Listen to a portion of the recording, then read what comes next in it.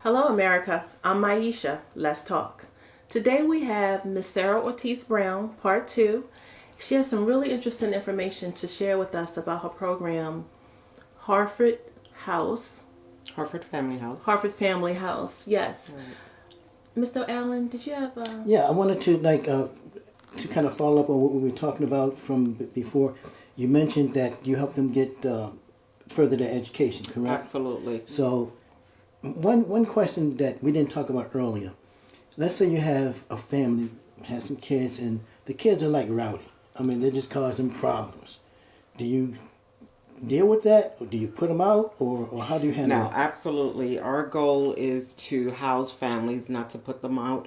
Every family is gonna, have some issues. So our approach is holistic. We deal with the whole family, not just with the adults. So we have a mentoring program for the children. Again, when we have monthly meetings for the parents, we have an art workshop for the children. The children really know us there. They know the case managers, they know our staff. So, and another exciting thing that we're going to be starting is a meditation program for the children. We're going to start that in February of this year. And there's been a lot of research out there that shows that meditation for children is very calming. And if they have disruptive behaviors, it really helps them. So the children, they really know us, and they'll come in every day after school. They'll come in and talk to us, say hi.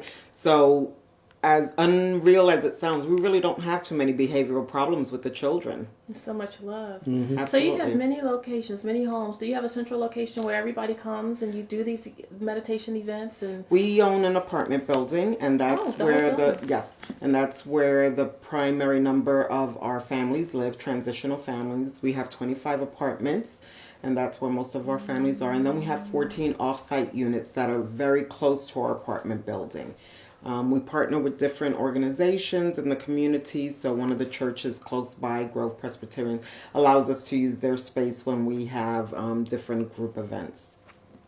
Okay, now with the apartments, those are strictly for transitional families. Correct, So that's correct. the 1 year families. Correct. Now, do you require the kids that are like 16, 17, but after 18 they got to be gone anyway, right? Well, the child can still stay in the home with the parent as long as there's another child under that age. Oh, so if they're 18 or over, and As there's long another as child, as long as there's one child in the home with age under the age of 18, they can remain in the the program. whole family can remain. Correct. Wow. Yes. Yes. Okay. So we do have some right now. We have a mom that I'm thinking of specifically. Her daughter just turned 18. She's a senior in high school, but then mom also has a set of twins that are younger.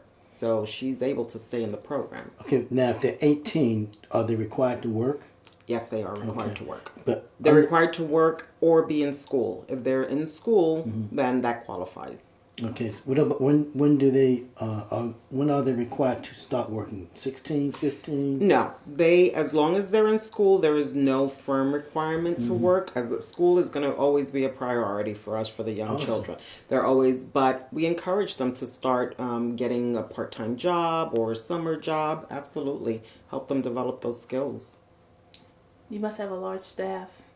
We don't actually. We're a small staff of 11. There's only 11 of us. There's myself. I have 3 case managers that do phenomenal work. Our CEO, Robin Temechko. We have a program, a grant writer, rather, if you will, a marketing person, and a small office staff. Wow, one day in your heart you just decided to start this foundation? Well, I didn't start it. This was actually founded by an Episcopal church in Harford County in 1989. They came across one homeless lady with children, and they housed her. This church did. And as time went on, more churches got involved, and they expanded to 2 apartments and then 3 apartments, and this is how it grew.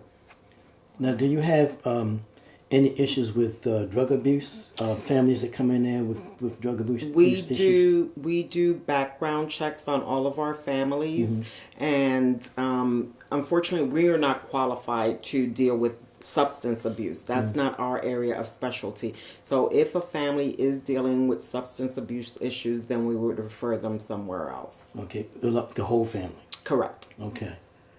Let me ask you a question. How do you get funded? Because I know you said you get donations for certain things. Correct. We receive grants for some of our programs, donations, Looking for more fundraising. donations? We're always looking for donations. It costs us approximately $25 a night per person to house our families. So anyone that would like to make a donation to our program, they can reach out to www.harfordfamilyhouse.org. It's all spelled out, no Okay. abbreviations, and they can donate right to that site. What Again, about volunteers? Any volunteers? absolutely. We can always use volunteers. The volunteers come out and they set up the apartments. They really love that. We have apartment sponsors who are a sort of a mentor to the families while they're in the program. So they can be right alongside the family for the whole year that the family is in the program.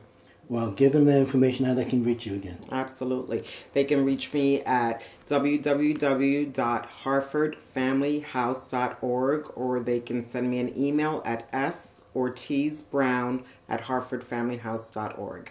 And you have to be a resident of Harford County to be in this program, or have someone that that you know that you're living with in Harford County. Correct. Yes. All right, so we're going to close out. Thank you so much. It was an honor. This is my first time, and you're my first guest, and I'm honored to have you here. That's a great program. Don't go anywhere. We'll be right back.